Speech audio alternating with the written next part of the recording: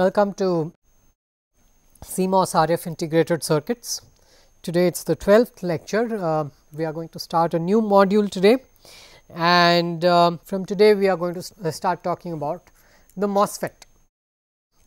Now, the MOSFET is the most important component on an integrated circuit, right? And really we talked about lots of different passive elements earlier. In spite of all that, when it comes to an integrated circuit, the MOSFET is the most favored component. Let us say you are working for a company under a boss, and you want to use an inductor, a capacitor, a resistor, etc., and you tell your boss that this is my design. Your boss will tell you that can you make all of these with MOSFETs and show it to me. I do not want to give you an inductor, a capacitor, a resistor. I want you to use only MOSFETs. So, MOSFETs are the cheapest, most widely available components on an integrated circuit. The reason being is that the MOSFET is it uses planar technology, it uses minimum number of masks, and as a result if you stick to only MOSFETs in your design, then the fabrication cost of your design is going to be lesser. If the fabrication cost is lesser, your design is going to be cheaper, right. I mean number of mask sets is lesser, so you will get more yield, you will get less, you will have to pay less money. When you have to pay less money, your overall price becomes cheaper. Because it is cheaper, it is more widely sold, everything follows on top of each other, and as a result the MOSFET is the most favored component on an integrated circuit. Now, for RF integrated circuit purposes, foundries also make these special components like capacitors, resistors, inductors available for you, but remember they are special, right. If you want your device, if you want your circuit to be cheap, then try to avoid those special components as far as possible. Anyway, suffice it to say that we need to study the MOSFET, because we are studying an CMOS RF integrated circuits. It is part of the title of the course, right. So, the assumption over here is that some part of the MOSFET you have already studied, but I am just going to revisit the entire study, and to a lot of you this particular module might just be recap. Okay. So, the MOSFET, there is N MOSFET, N type MOSFET, P type MOSFET.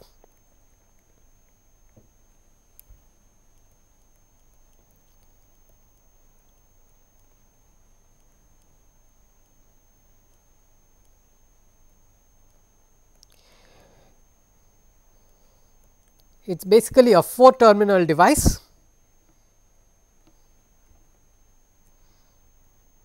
The arrow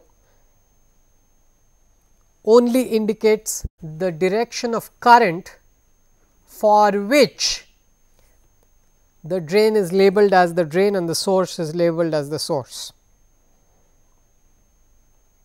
Okay. So, we will figure it out very soon. These are the symbols of the MOSFET. There are 4 terminals: gate, source, drain and body. Body is the least used terminal.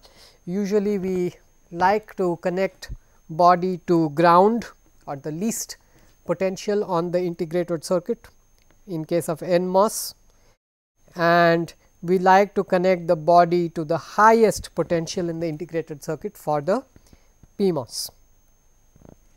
So, highest and lowest potentials are VDD and ground respectively. So, that is why we do not like to fiddle around with the body too much. In any case, how does this MOSFET work? What is it all about? So, to understand the MOSFET, you can let us first visualize the structure of the MOSFET. So, there is a gate. The structure of the MOSFET looks very similar to the symbol of the MOSFET, but anyway.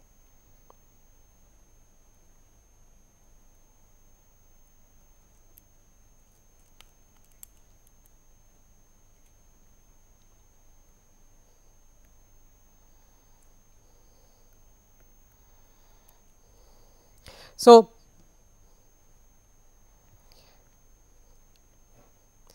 for this discussion I am going to stick to n type MOSFETs, and whatever I say about the n type MOSFET, exact opposite is for the p type MOSFET, and in general you can extrapolate from one to the other. So, we will not discuss the p type MOSFET separately. All right. Now, suppose you are given an n type MOSFET. I have labeled all the doping regions, and suppose you do nothing with it, nothing whatsoever, you just keep it like that. Then the first thing that comes to your mind is that you have created two p-n junctions.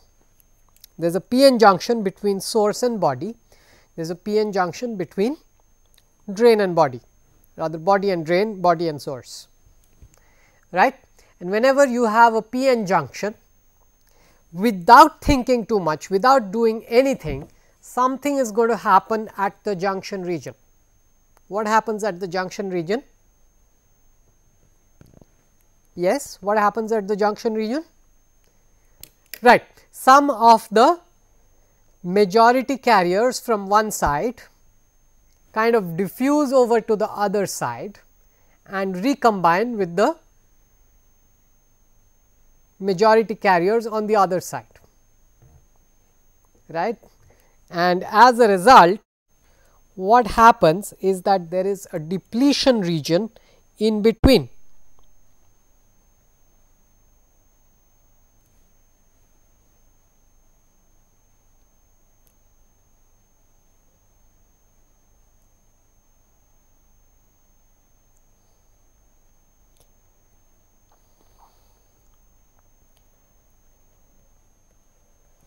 So, we have depletion regions along the junction area, right. And why did this depletion region happen? Because the n carriers from the source side diffused over to the drain to the body and recombined with the holes in the body. Similarly, the electrons from the drain diffused over to the body and recombined with the holes in the body, and as a result, when an electron combines with a hole, there is nothing left over there, no carrier is left. So, all the majority carriers from the junction area have gone, they have disappeared. Now, what is the result of this? The result of this is that the source is not electrically connected to the body is not electrically connected to the drain. In other words, the source is not electrically connected to the drain. What does electrically connected mean? If I have a wire made out of metal, then one side of the wire is electrically connected to the other side, because the electrons can freely flow from one side to the other if they need to flow.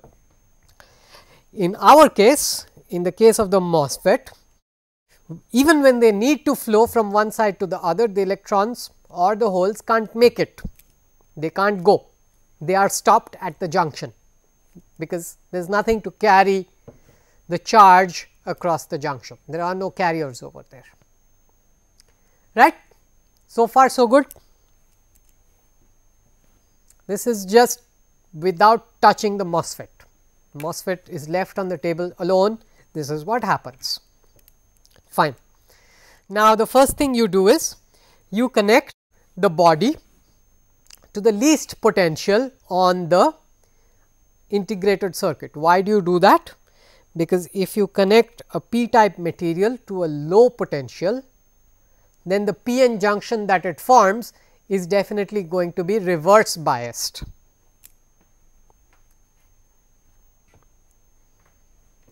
So, the body is connected to the least potential, so that these two p-n junctions which are shown in green, those two p-n junctions remain reverse biased for good. So, those two p-n junctions are not going to work like diodes ever. So, you connect the body to ground and you are done. Okay.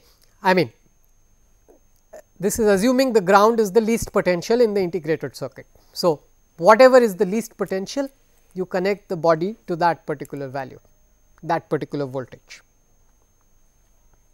Okay. Now, next what I am going to do is for this particular discussion, for understanding only, what I am going to do is I am going to connect the source and the drain together with a wire. Okay. So, the source and the drain are now connected together with a wire. Whatever happens to the source, the same thing is going to happen to the drain. They will behave in an identical fashion. And I connect the source and drain to a voltage source. Let us call it VSD, actually let us call it VC, C stands for common, and I am going to connect the gate to another voltage source labeled as VG. All these are with respect to ground. Okay. Mind you, VC has to be positive, because if it is not positive, then the body is not going to be the least potential, right. Okay. So, we do this and let us say Vc equal to 0 volts, just for simplicity. Okay. So, source and drain are both at 0 volts, and let us say I start Vg from 0 volts and slowly I start increasing the voltage Vg. Now, what is going to happen when Vg is 0 volts? Nothing is going to happen, everything will stand still just like this. Okay. When I start applying little bits of potential on the gate, let us say 10 millivolts, what is going to happen? So, the first thing that is going to happen is that, I hope you know the structure of the MOSFET, as in this is not the first time you are seeing this. This is just supposed to be a recap. So,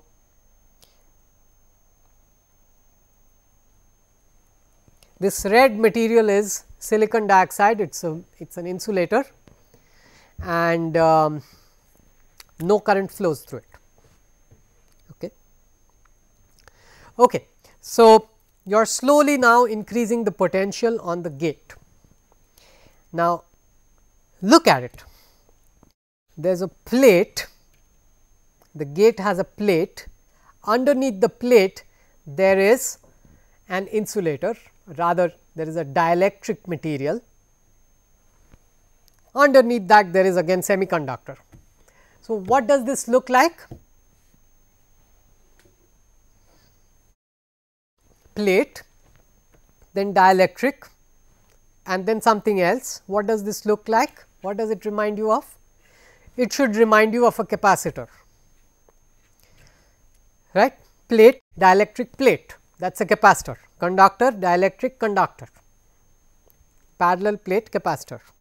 So, this should remind you of a parallel plate capacitor. I hope it does remind you. And if you think about a parallel plate capacitor, as you increase the potential across the two plates, charge is deposited, positive charge is deposited on the positive plate, and an equal and opposite negative charge is deposited on the negative plate. So, plus q minus q, where q is equal to C V, right. Where is the negative plate here? The negative plate is really not yet making any sense, right. Negative plate is a mass of semiconducting material. Remember, semiconducting material, not conducting material. Okay. So, it is really not clear what is going to happen over there. So, first thing that is going to happen is that you need to recall that the p type material is full of holes.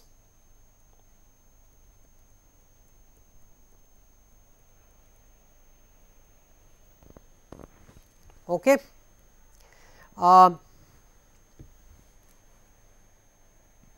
So, what is going to happen if you do a computation about how many holes there are, you can assume some.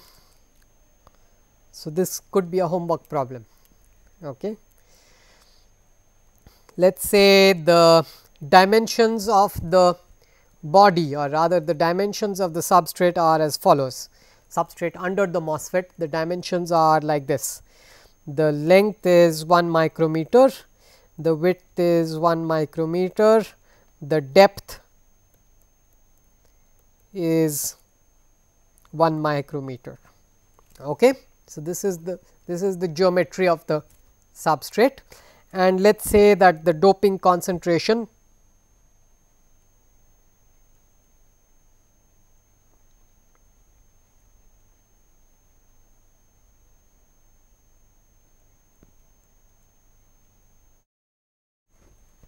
is 10 power 17 per centimeter cube.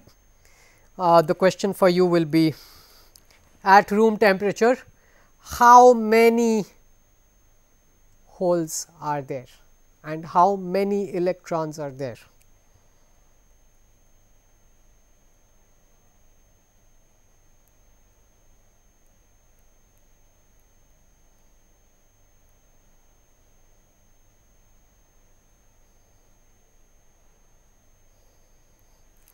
Okay. Before I will just give you a rough number. The rough number is not going to be too large. Okay, maybe up to 1000 holes will be there, no electrons will be there most probably. You can do your computations and get back on this.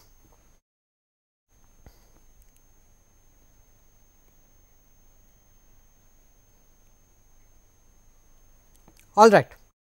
So, there are some holes, majority carriers. There are some majority carriers available in the bulk in the substrate. There are no minority carriers in this substrate, it is too small. The minority carrier density is too low. There are no minority carriers available, just a few majority carriers, maybe 1000, maybe 100, I do not know the exact number, you can find out. Okay. So, accordingly what is going to happen? Well, I am depositing positive charge on the gate, and what should really happen? Negative charge should be deposited on the bottom plate of the capacitor, but the bottom plate of the capacitor does not have any electrons, instead it has holes. So, what is really going to happen is that all of these holes are going to go out, they are going to be repelled. So, instead of electrons coming in, all the holes are going to get evacuated first of all. So, when the holes move out, as the holes are moving out, fixed negative charges are going to become created in the bulk of the substrate. So, as the holes move out, what remains here are fixed negative charges.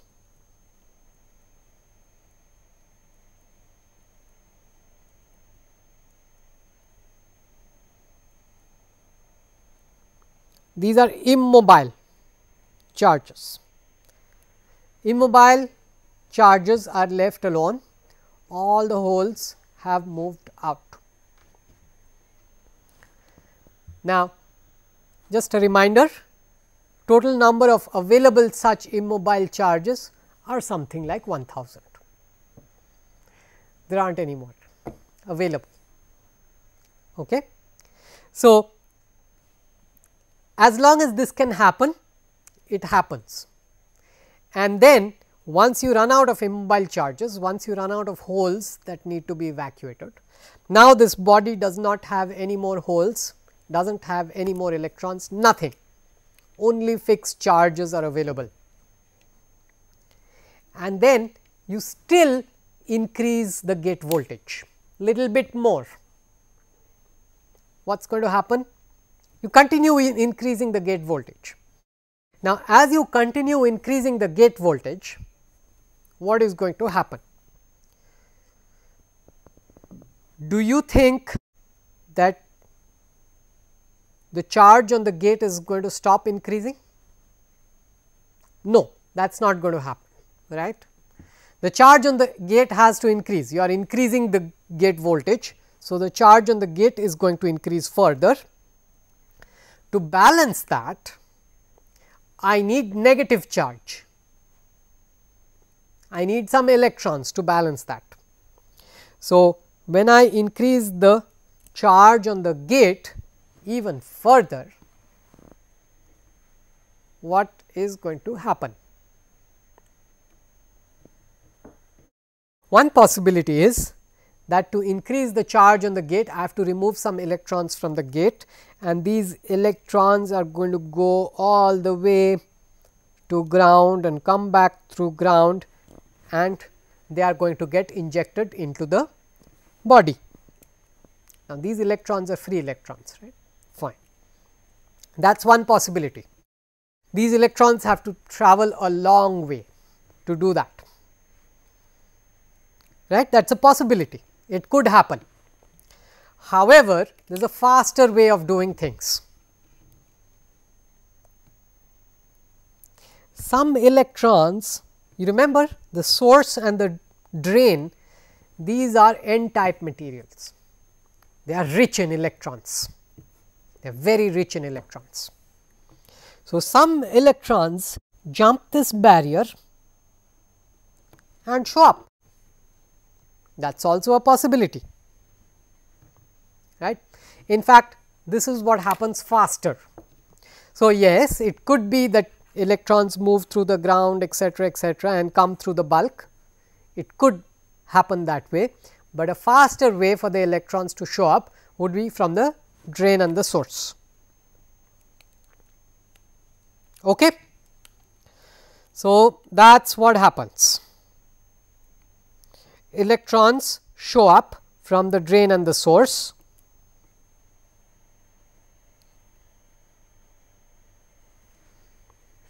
and they rapidly move in as demanded.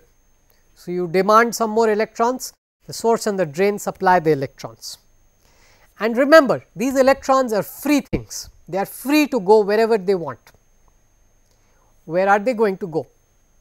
If they are free to go wherever they want, where is it that they would like to go? They would like to go as far as possible, as close to the positive charges as possible. So, they are going to go and sit right underneath the oxide layer.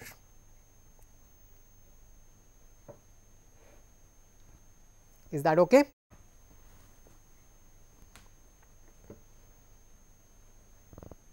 Is that okay? Now, some of you would have objected to the fact that the electrons jump the barrier etc. What happens to the barrier? Now, all the holes have left, right. There is no more recombining available. So, just keep that in mind. So, that is why the electrons can swiftly move in from the source and the drain. As they move in from the source and the drain, the best place that they can go to is to the surface right underneath the dielectric material. That is where the electrons would love to go to, because it is closest to the positive charges. So, that is exactly where the electrons go. They go and reside right underneath the dielectric material, and this is called the channel. So, when these electrons come in, a channel is formed. This is how we phrase the sentence. As you increase the gate voltage further, a channel is formed. This formation of the channel is called an inversion layer. Why? Because in p type material, even though the material is p type, you are creating a channel made up of electrons. So, this channel now connects the source with the drain. It electrically connects the source to the drain. Okay. Is this idea clear to everyone? That the channel electrically now connects the source and the drain. You have got a continuous channel full of electrons, it is actually a sheet. You have got a sheet full of electrons connecting the source area and the drain area.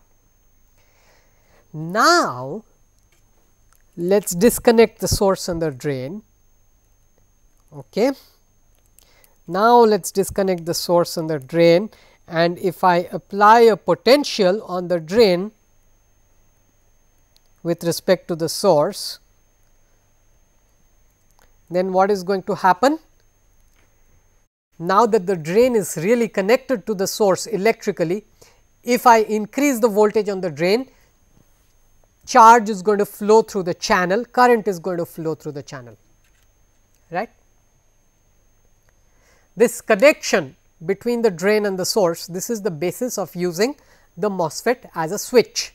So, once you have a connection, you have both sides equal potential. You remove the gate voltage, both sides are isolated from each other. You apply a high gate voltage, both sides are now connected to each other. So, you can use the MOSFET as an electronic switch.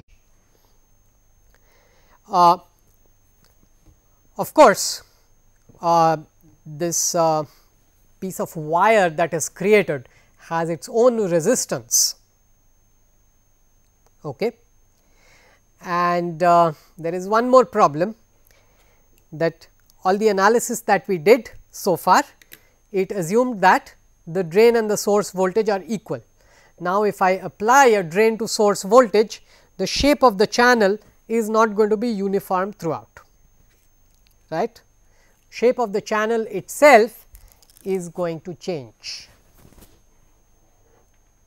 If the drain has higher potential, then the electrons would like to get absorbed into the drain, the free electrons would like to get absorbed into the drain. So, the shape of the channel, if the drain is at a higher potential, the shape of the channel is going to look like this.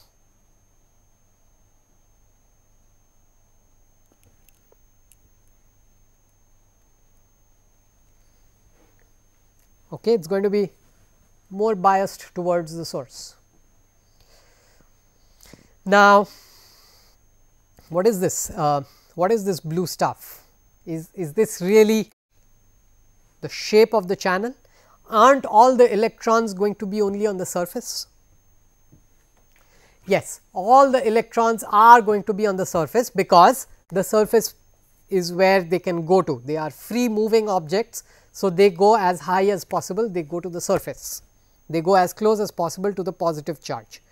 So, the electrons are really going to be on the surface, but the density of the electrons is going to be more near the source, density of the electrons is going to be less near the drain, because the drain is at a higher potential. So, that is what this figure really tries to communicate.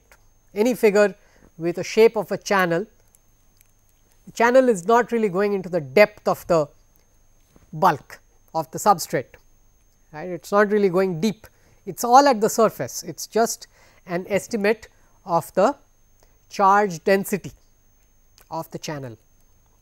The channel is really on the surface only. So, you get a shape of the channel, accordingly this particular channel has a resistance and accordingly you apply a certain VDS and you get a certain current, right. This is how the MOSFET works. Is that it? Well, it is also that you can keep increasing the voltage, I am sorry, you can keep increasing VDS. Okay. Now, let us keep VG fixed. As you keep increasing VDS, what is going to happen is that after some time the shape of the channel is going to get pinched off. What that really means is that the shape of the channel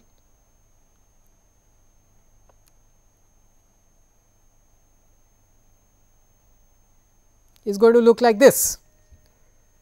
Okay. As you further increase VDS, the shape, the edge will come further and further inwards. So, the edge has come further inwards. So, you have got a channel only for a little way across the distance drain to source. Remaining part, the voltage, the drain to source voltage is so high that if you leave an electron over there, it will immediately zap across. Okay. So, what really is going to happen is that the effective resistance, the total amount of current that can flow through this channel is going to become a constant as you increase the VDS further and further. So, these effects are called there is pinch off and then there is something called velocity saturation and then there is something called channel length modulation. So, you worry about all of these effects and finally, these are the curves that we get.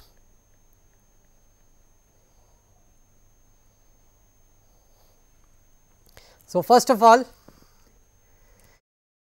my first plot is a plot of the current as a function of VGS. Now, when I plot current, I really mean the strength of the channel, how strong is the channel. I really do not want to plot current, but I am going to plot current for a given drain to source voltage.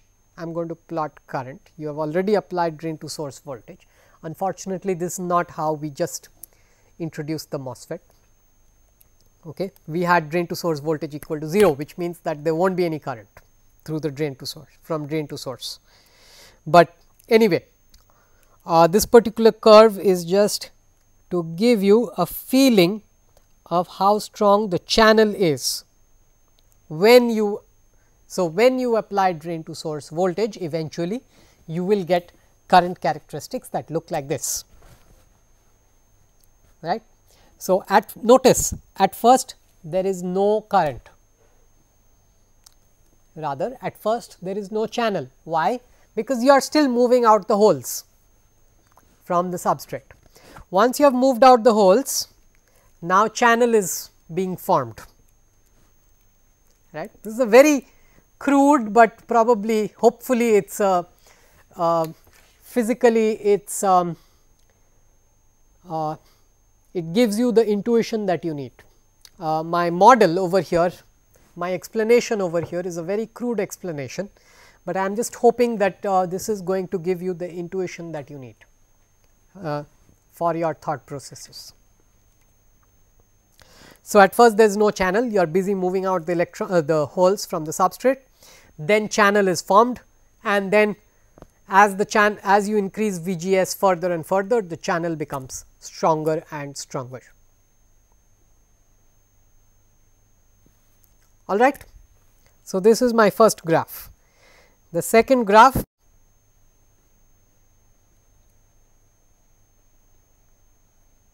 now you assume that you created a channel.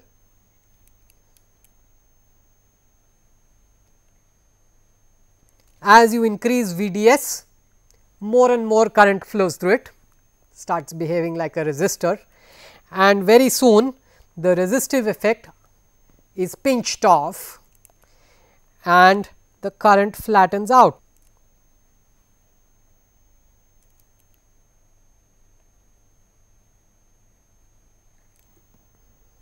Okay.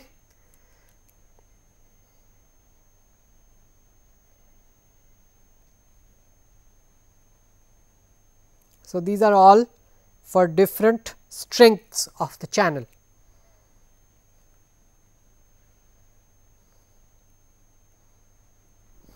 So, as VGS goes up, you go up along that ladder of curves. Fine. So far so good. So, these are the MOSFET characteristics. Now, from these MOSFET characteristics, you develop a small signal model for the MOSFET. So, the small signal model of the MOSFET is basically like this. You recognize that the current is basically a function of VGS.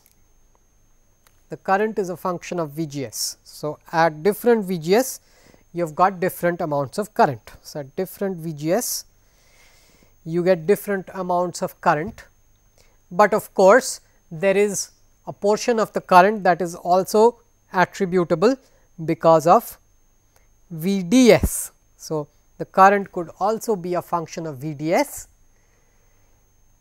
it is also a function of VGS. So, that is the model that we are going to build.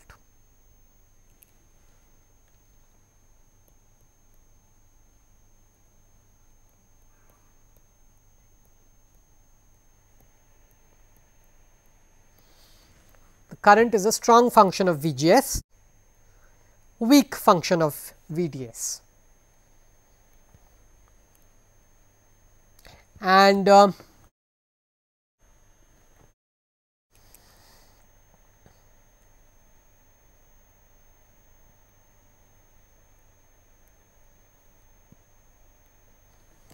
let us leave the body out of this picture. Let us just leave it out for now. Let us not complicate matters further. Very shortly I am going to introduce the body to you. I mean, what happens if you start fiddling with the body, or what happens if you do not fiddle with the body too much. Right. We will talk about it very soon, do not worry. So, first of all, what is the current through the gate? The current through the gate is 0 because it looks like an insulator. As you look into the gate, there is dielectric material, there is no current into the gate, fantastic. And then there is basically drain to source current, and the drain to source current has two components. One component is because of VGS. So, I have drawn a voltage controlled current source, and a second component is because of VDS. So, I have drawn a resistor. So, you get current in the drain to source path because you have applied more and more drain to source voltage. Okay. So, this is the crudest possible small signal model for the MOSFET. Okay. Now, let us go back a little bit and think about the body. The body and the gate are somewhat similar. It is like this, you are trying to control the charge in the channel. So, you are trying to control the charge in the channel, and to do that you have got two handles. One is the gate, which is very close to the channel, the other is the body, which is not that close to the channel, but little further away, it is also there. So, the gate is called the front gate, the body you could call it as the back gate. What you can do from the gate, trying to control the channel, you could also try to do the same from the body. So, as far as the small signal model goes, the gate and the body look very similar.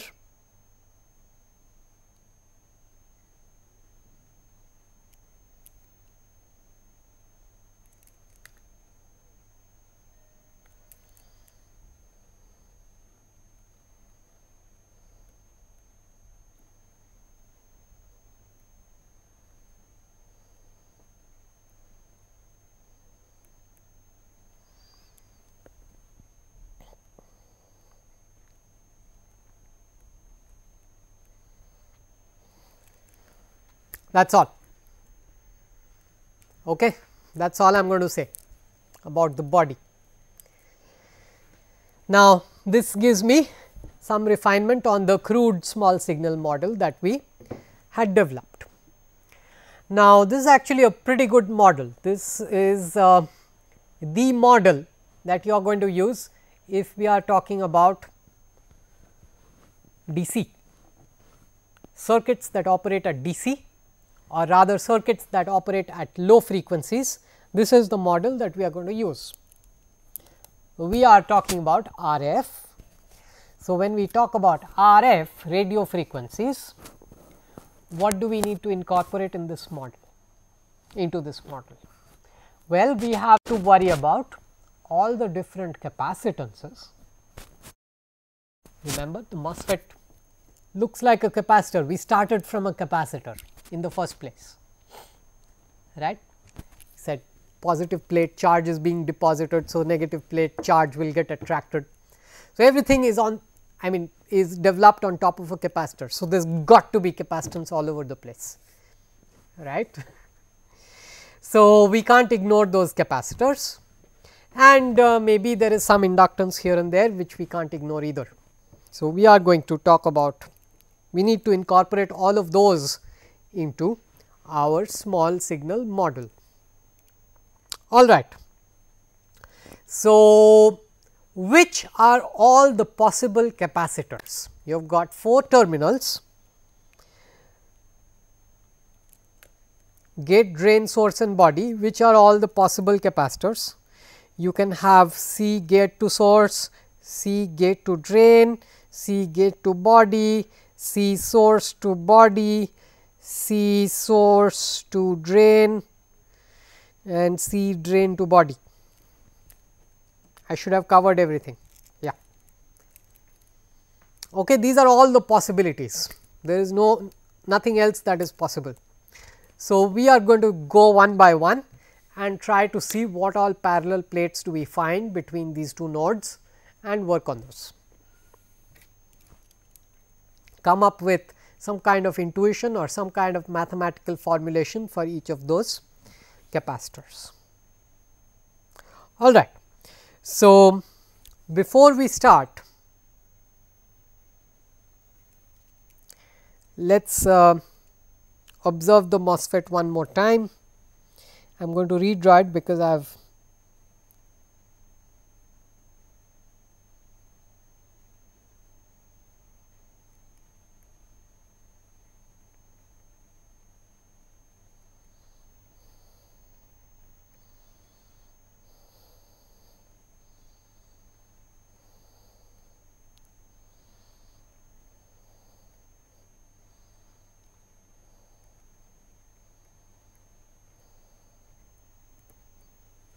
so, this is what I have got, gate, source, drain and body, and there is an oxide layer in between.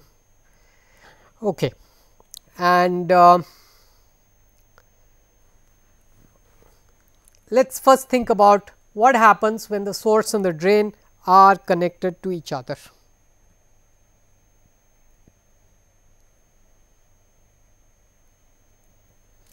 So, let us call it the common terminal. What is going to be the capacitance between the gate and this common terminal?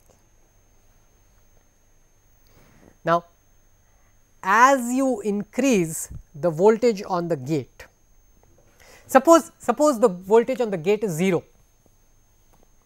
Okay. When the voltage on the gate is 0, the source and the drain are electrically isolated from the body. Remember, they are all isolated, right. A lot of p type charges all over the body. There was no inversion layer, no channel, no nothing. Okay. So, when you increase the gate voltage a little, how much charge would you expect to deposit on the gate?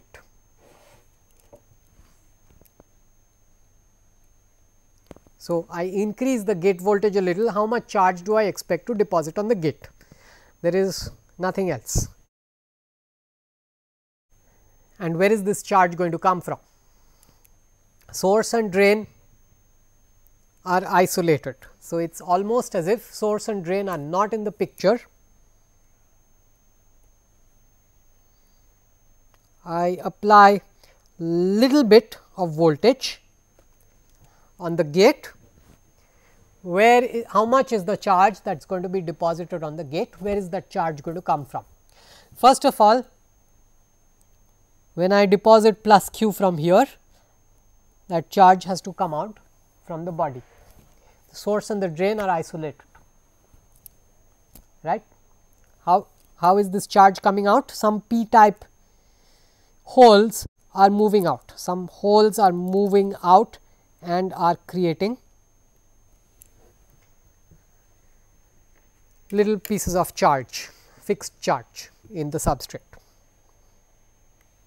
So, the closest holes are going to move out the first, then you are going to get more and more holes moving out from further deeper points,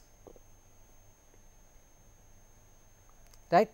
So, this particular capacitance is because of gate to body capacitance,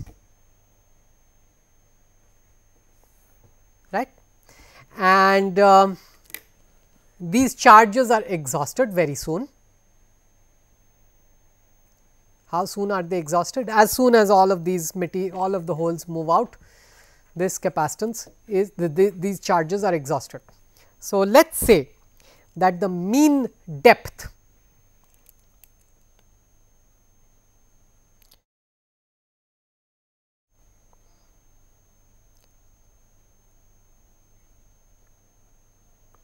of the body is so much.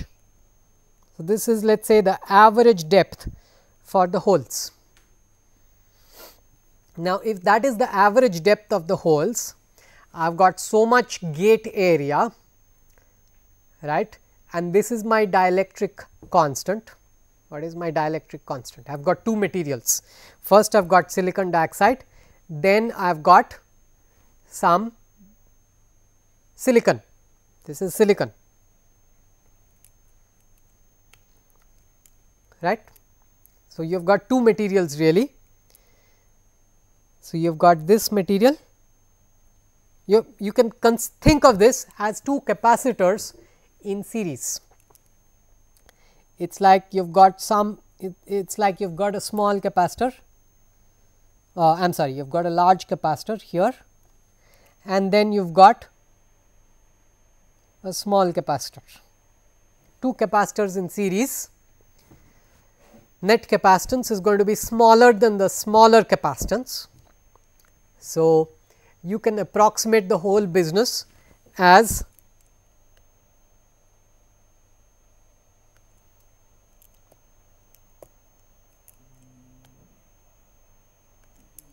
this depth. You can just consider this depth and that will give you the approximate C gate to bulk capacitance.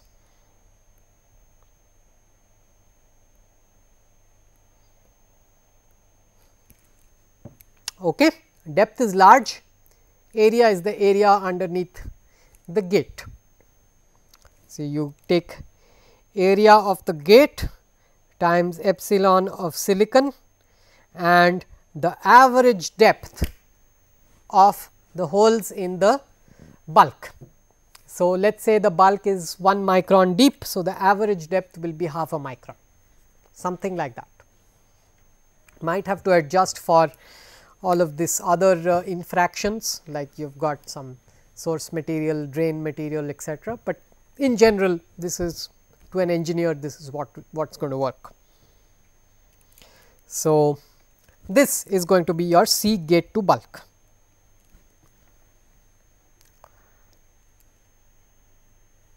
Okay. So far so good.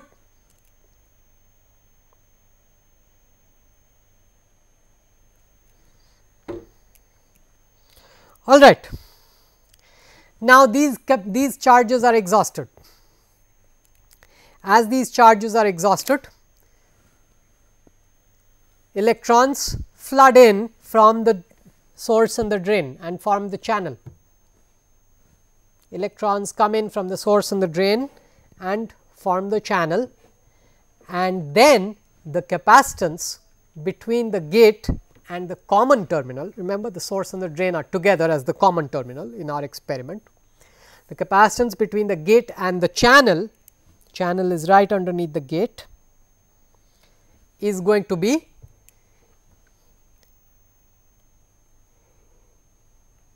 A epsilon of silicon dioxide by the separation, the size, the separation between the gate and the channel. So, let us call it the thickness of the oxide material. Which is going to be more? Is the gate to channel capacitance going to be more, or gate to bulk capacitance is going to be more? You look at my picture, it is obvious, it should be obvious to you that the gate to channel capacitance is going to be much larger than the gate to bulk capacitance, gate to body capacitance. Okay. T is much smaller than the average depth of the bulk.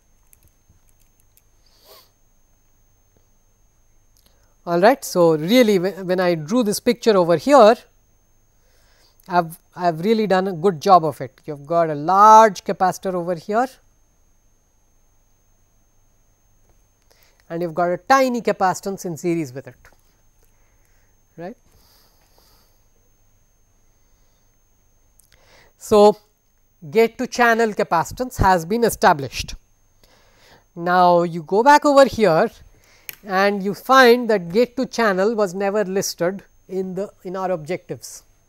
We never really desired to compute the gate to channel capacitance, but remember, channel is basically source and drain together. So, if you split up the source and the drain at this point of time, you split up the source and drain into two different pieces, then the capacitance from gate to source and the gate to drain should be equal and equal to half of the gate to channel capacitance.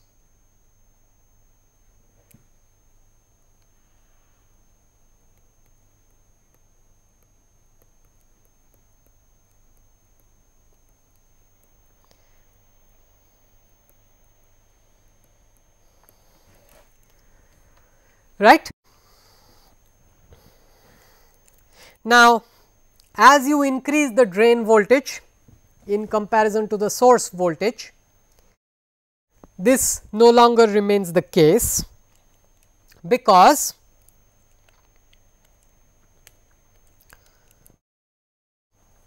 the shape of the channel changes. You get more charges to come towards the source, less charges towards the drain, right. The shape of the channel is tilted towards the source, more charges are towards the source. So, you expect gate to source capacitance to be more than gate to drain. Now, some sort of a triangle, a perfect triangle is formed at pinch off. Pinch off is when this blue line exactly meets the edge of the channel, that is the pinch off point, right. What is VDS? Such that the channel is just barely there at the drain. So, at that particular point you can do your computation and you will find that CGS is going to be 2/3 of the gate to channel capacitance, and CGD is going to be 1/3 of the gate to channel capacitance.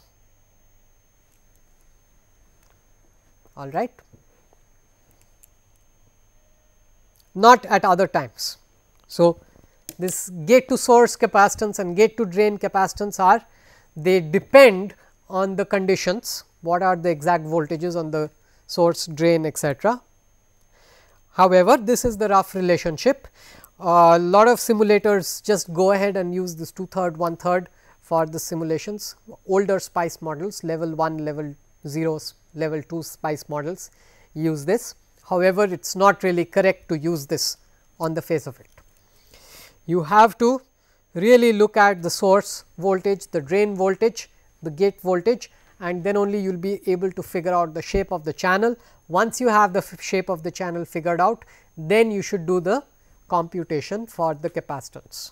What portion of the capacitance is to this, to the source, and what portion of it is to the drain. Now, there is something over here that we have not discussed, and that is called overlap. While you are fabricating, there could be imperfections, because of which, I mean, I have drawn a beautiful MOSFET, but unfortunately the source could go a little bit underneath the gate, the drain could go a little bit underneath the gate. When this happens, you have got overlap between the gate and source, and you have got a little bit of overlap between gate and drain, and this is going to cause some overlap capacitance. Now, this overlap capacitance has nothing to do with bias voltages, it is something intrinsic within the MOSFET, because you have made it that way. Okay. Whether you apply your bias voltages or not, the overlap capacitance is going to be there. So, there is some overlap over here. It is a small amount of capacitance, but not something to be neglected.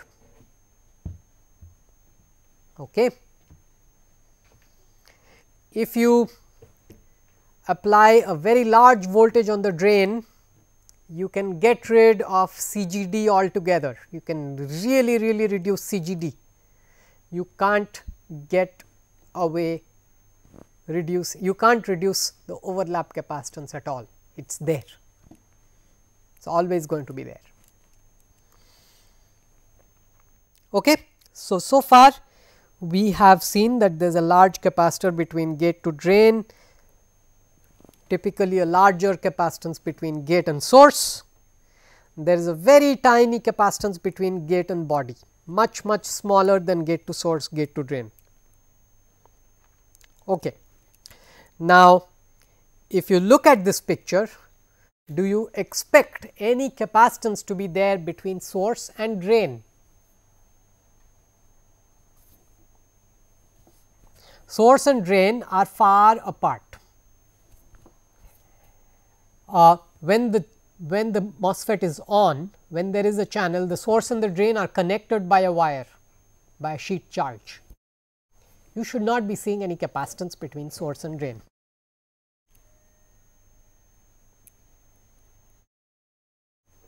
Okay. In fact, you should probably be seeing an inductance between source and drain. They are connected by a wire. Whenever you have got a wire, you have got a small amount of inductance. Okay. So, if at all there should be inductance between the source and the drain, there definitely should not be capacitance between them. They do not look like parallel plates.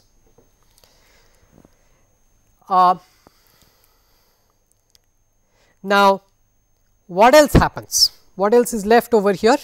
We have got source to body and drain to body left, and for that you have got to recall that you created some depletion region along the junctions. Now, what does depletion region mean? There is nothing that is going to, there are no carriers in the depletion region. It is like you have got dielectric material, insulating material. So, you have got one side a conductor source, you have got some dielectric insulating material, you have got the substrate. So, you will get a capacitor which is a parallel plate capacitor, right. So, this is called the junction capacitance. We are going to discuss the junction capacitance.